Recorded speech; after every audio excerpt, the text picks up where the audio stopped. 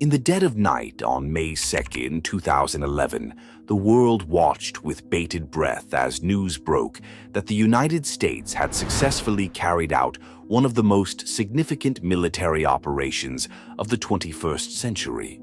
Navy SEAL Team 6 had infiltrated a fortified compound in Abbottabad, Pakistan, and killed the man who had evaded capture for nearly a decade, Osama bin Laden, the mastermind behind the 9/11 attacks.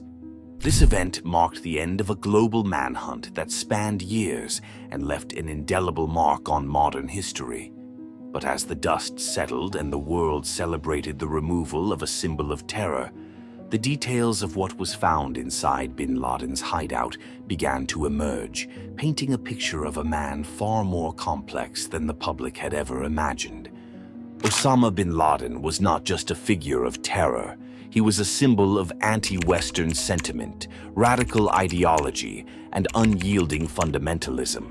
His actions led to the deaths of thousands and sparked wars that reshaped global geopolitics. For years, he was the embodiment of evil for many in the West, a figure whose name was synonymous with terrorism. Yet, the discoveries made within his Abbottabad compound revealed a side of him that was shockingly mundane, bizarre, and even paradoxical. As Navy SEALs combed through the compound, they came across a treasure trove of items that seemed wildly out of place for a man of bin Laden's notoriety. From video games and anime to Disney movies and personal diaries, the findings were a stark contrast to the public image of a hardened jihadist leader. These discoveries offer a rare glimpse into the private life of a man who was, in many ways, a has-been one-hit wonder among infamous international criminals. What do these items say about the man behind the terror? And what can they teach us about the psychology of one of history's most infamous figures? In this video, we're going to take you on a whirlwind tour of the strangest, most unexpected, and downright bizarre items found inside Osama bin Laden's compound after he was taken down. We'll start with the surprising discoveries, like the personal emails and diaries that revealed his ongoing influence over Al-Qaeda, and then move on to the truly strange, from his extensive video game collection to the eclectic mix of Western movies and anime that filled his hard drive. By the end of this video, you'll see a side of bin Laden that you never imagined existed. So, buckle up as we dive into the curious case of Osama bin Laden's hidden life, one that's as perplexing as it is revealing.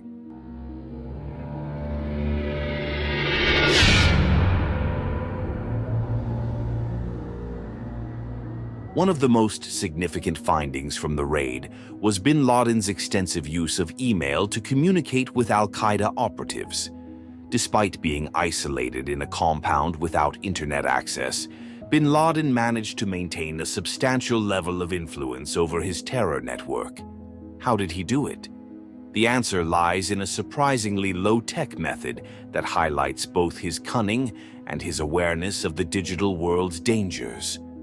Bin Laden wrote his emails on a computer, saved them to USB flash drives, and then handed them off to trusted couriers. These couriers would then travel to internet cafes in Pakistan, where they would upload the emails to secure accounts and send them to their intended recipients. The process was then reversed for incoming messages, with the couriers downloading emails, saving them to flash drives, and bringing them back to bin Laden. This labor-intensive method was slow, but it was incredibly effective at keeping his communications off the grid, making it difficult for Western intelligence agencies to track him down. This email strategy reveals a lot about bin Laden's mindset during his years in hiding. On the one hand, it shows a keen awareness of the threats posed by modern surveillance technologies. Bin Laden knew that any direct internet connection would be a potential beacon for the CIA and other intelligence agencies. On the other hand, it also speaks to his paranoia and the lengths he was willing to go to maintain control over his organization, even in the face of significant logistical challenges. In a way, this method was a testament to his resourcefulness, but also a reflection of the constraints of his increasingly isolated existence.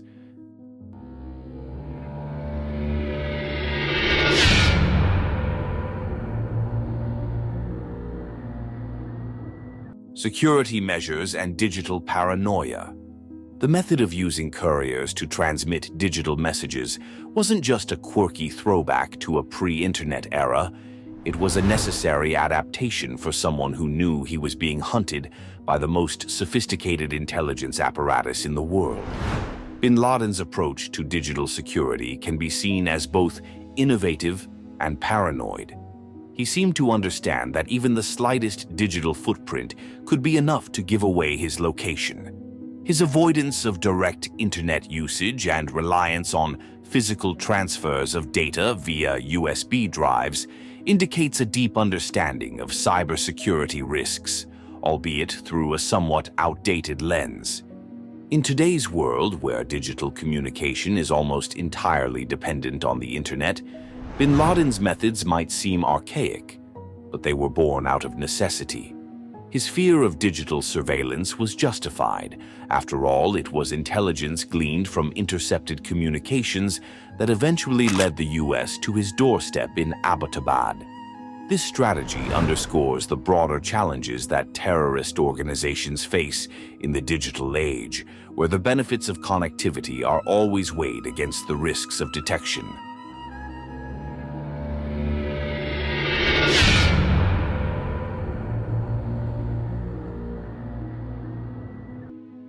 Among the items seized from the compound were Bin Laden's personal diaries, which offered an unprecedented glimpse into the mind of one of the world's most wanted men. These diaries were not just personal reflections.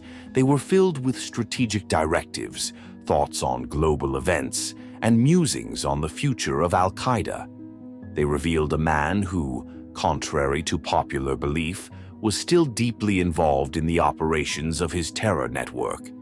The diaries show that Bin Laden was acutely aware of the challenges facing Al-Qaeda in the years following the 9/11 attacks. He wrote extensively about the need for the group to adapt to changing global circumstances, particularly the increasing pressure from US counterterrorism efforts. He also expressed concern over the rise of other jihadist groups that threatened to overshadow Al-Qaeda, urging his followers to maintain unity and focus on their common enemies. In many ways, these diaries paint a picture of a man who was both reflective and resolute.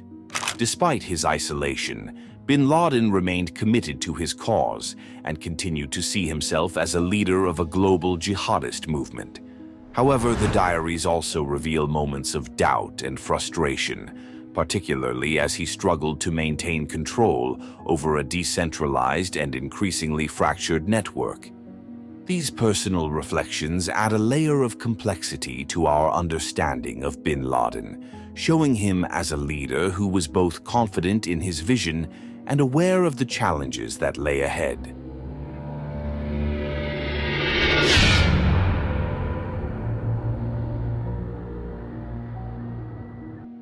One of the more surprising pieces of intelligence gathered from the raid was the wedding video of Bin Laden's son, Hamza. This video was of immense strategic value to US intelligence agencies. For years, it had been suspected that Hamza bin Laden was being groomed to take his father's place at the helm of Al-Qaeda, but no photos of him as an adult had been obtained until now. The wedding video provided the first confirmed images of Hamza as an adult, which was crucial for tracking him down in the future. US intelligence agencies were able to use these images to identify Hamza in subsequent surveillance footage and ultimately track his movements. This intelligence proved invaluable, as Hamza bin Laden was eventually killed by US forces in Afghanistan between 2017 and 2019. The significance of this video cannot be overstated. It wasn't just a personal memento, it was a key piece of intelligence that helped the US to dismantle the next generation of Al-Qaeda leadership. This discovery underscores the value of even seemingly mundane items in intelligence operations. Something as simple as a wedding video can provide critical insights that lead to significant strategic victories.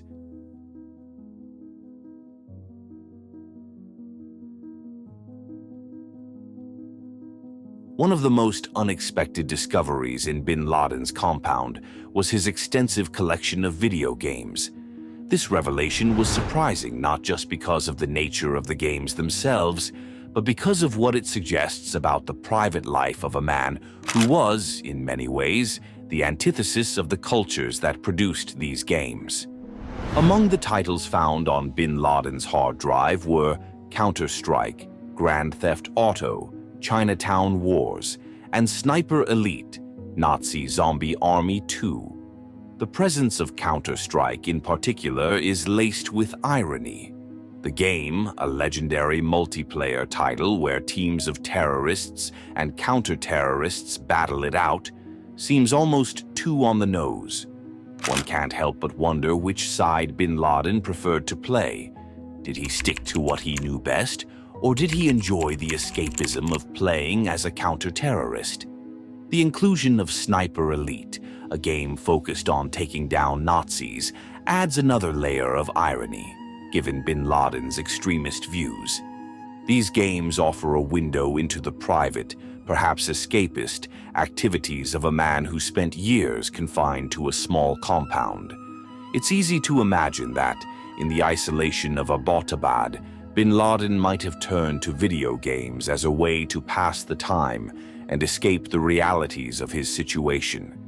This paints a picture of a man who, despite his public persona, engaged in the same kinds of leisure activities as millions of others around the world. The contrast between his role as a global terrorist leader and his apparent enjoyment of violent video games adds a bizarre twist to his already complex character.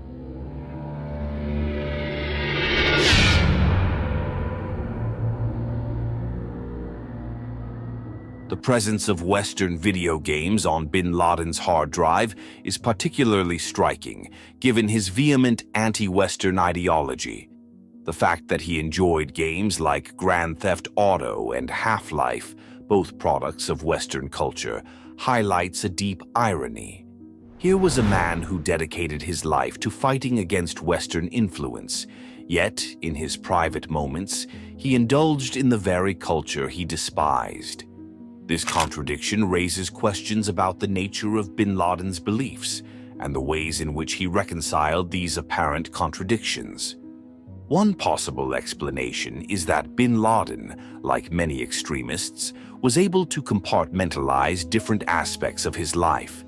He may have viewed his enjoyment of Western media as separate from his ideological mission, or perhaps he saw these games as a way to better understand the culture he sought to destroy.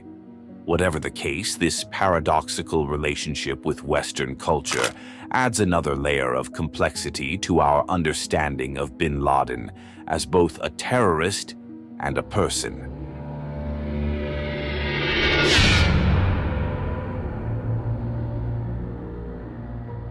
From a psychological perspective, bin Laden's gaming habits offer fascinating insights into his state of mind during his years in hiding. Video games, particularly those with violent or strategic elements, can serve as a form of escapism or stress relief. For someone like bin Laden, who was under constant pressure and living in isolation, these games may have provided a temporary escape from the harsh realities of his life. They may also have allowed him to exercise a sense of control in a virtual world, even as his influence in the real world waned. It's also possible that bin Laden's choice of games reflected his own experiences and interests. Counter-Strike, for example, involves strategic thinking, planning, and execution, all skills that bin Laden would have valued in his role as a terrorist leader. The inclusion of Sniper Elite, a game focused on precision and strategy, further supports this idea. In this sense, bin Laden's gaming habits may have been an extension of his professional life, offering him a way to practice and refine the skills he valued most.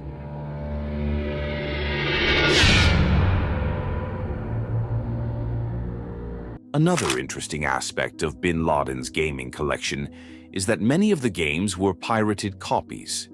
This detail is significant not only because it reinforces his reputation as a true villain, but also because it highlights the hypocrisy in his actions.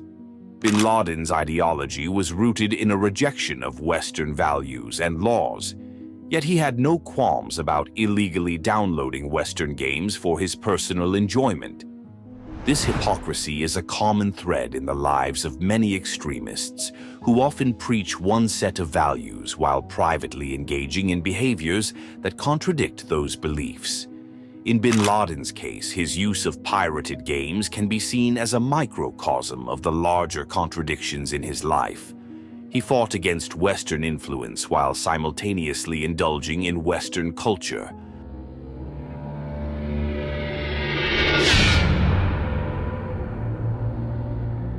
In addition to video games, bin Laden's hard drive contained a substantial collection of anime, including popular titles like Dragon Ball, Detective Conan, and Bleach. This discovery has led some to speculate that bin Laden might have been an otaku, a Japanese term used to describe someone with an obsessive interest in niche hobbies, particularly anime and manga. In Japanese culture, otaku is often used to describe individuals who are deeply immersed in specific subcultures, sometimes to the point of social isolation. In the West, the term has come to be associated with fans of Japanese pop culture, particularly anime. The idea that bin Laden, a man who devoted his life to a radical Islamist ideology, might have shared this passion for Japanese pop culture is both surprising and bizarre.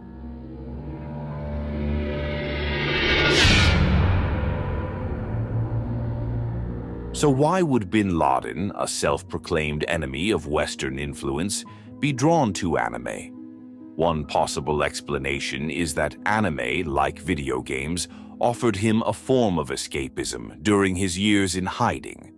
Many anime series feature themes of conflict, morality, and heroism, themes that might have resonated with bin Laden's own life narrative, albeit in a twisted way. For example, Dragon Ball is a series that revolves around battles between powerful beings, with themes of good versus evil, loyalty, and sacrifice. These are themes that could easily appeal to someone who saw himself as a leader in a global struggle. Similarly, Detective Conan, a series about a brilliant detective solving complex mysteries, might have appealed to bin Laden's strategic mind. Another factor to consider is the accessibility of anime. Unlike Western media, which bin Laden might have had ideological objections to, anime could have been perceived as more neutral or culturally distant. This might explain why he felt comfortable consuming it, even as he rejected other forms of entertainment.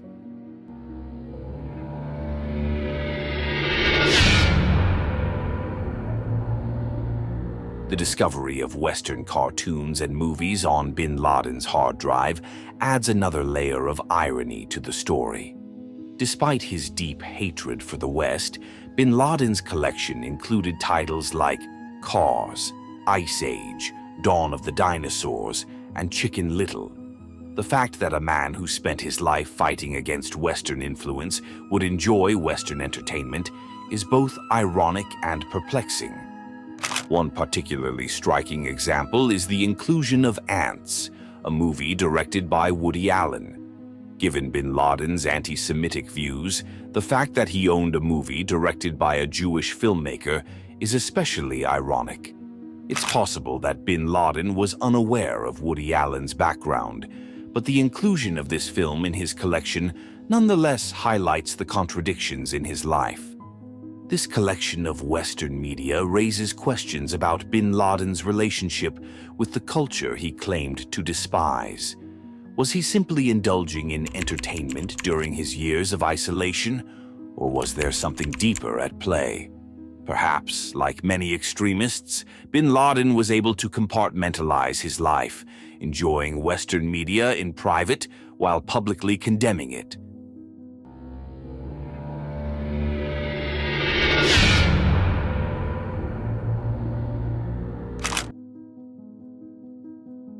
Among the more bizarre discoveries on bin Laden's hard drive were a large number of graphic screenshots from 8-bit Japanese adult games from the late 1990s.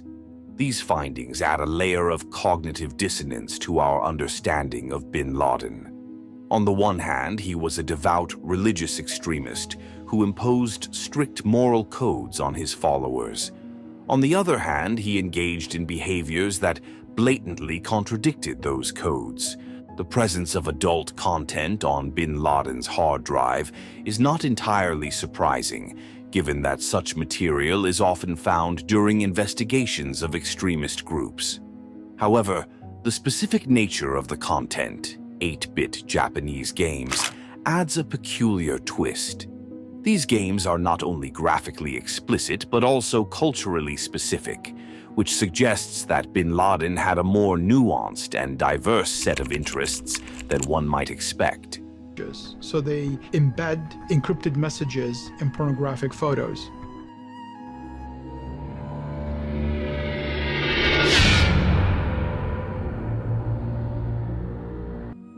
Another oddity found on bin Laden's computer were files with peculiar names like booby2.jpg and horsedance.flv. These file names are both humorous and disturbing, offering a glimpse into the strange and seemingly mundane activities that occupied bin Laden's time in hiding.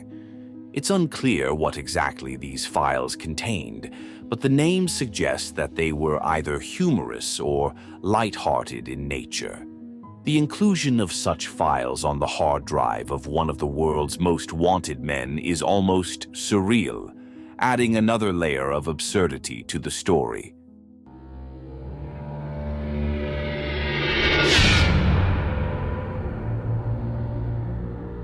Bin Laden's hard drive also contained a number of documentaries, including some about himself.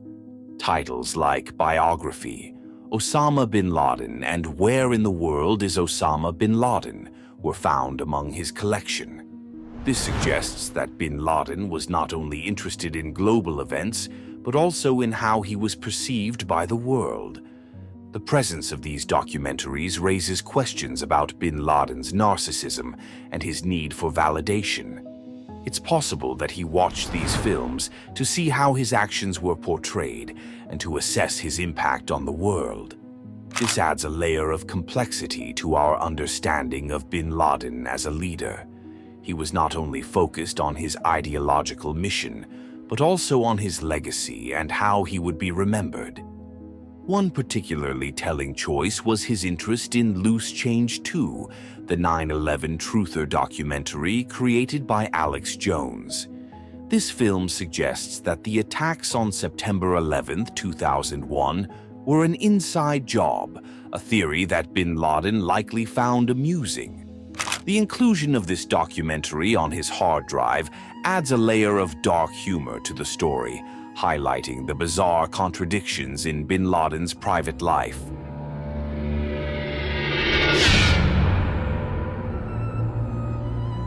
Among the most surprising discoveries on bin Laden's hard drive were a number of crochet guide videos and internet memes.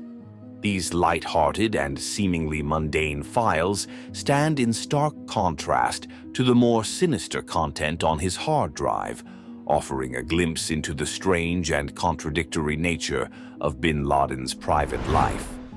The presence of crochet videos is particularly surprising, given bin Laden's public persona as a hardened jihadist leader. It's unclear whether bin Laden himself was interested in crochet or if these videos were saved by someone else in the compound.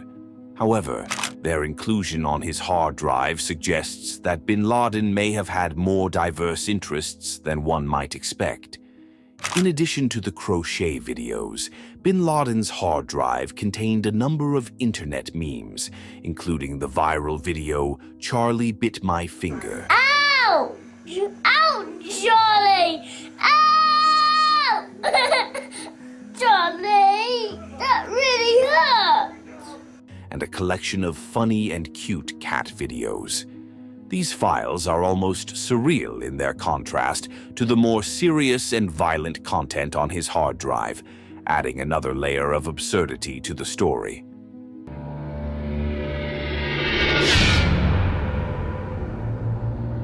In the end, the discoveries made in Osama bin Laden's Abbottabad compound offer a glimpse into the complex and often contradictory nature of the man behind the terror. On the one hand, he was a ruthless leader who orchestrated some of the most devastating attacks in modern history. On the other hand, he was a man who enjoyed video games, anime, and even Western cartoons.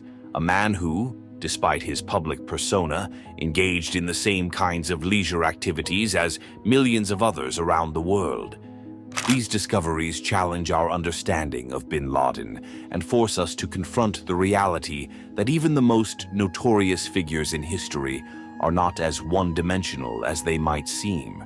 They are human beings, capable of the same contradictions, hypocrisies, and private desires as anyone else. As we reflect on the strange and often bizarre items found in bin Laden's compound, we are reminded that the people who shape history are, in the end, just people. They are shaped by their environments, influenced by the cultures they encounter, and driven by the same basic human needs and desires as the rest of us. And there you have it, the strangest things the Navy SEALs found in the Abbottabad compound. Good riddance, bin Laden. We can only imagine they have a copy of Chicken Little waiting for him in hell. Now, go check out our videos on the FBI's most violent, most wanted of all time, and worst days in the history of the world for more content involving this modern monster.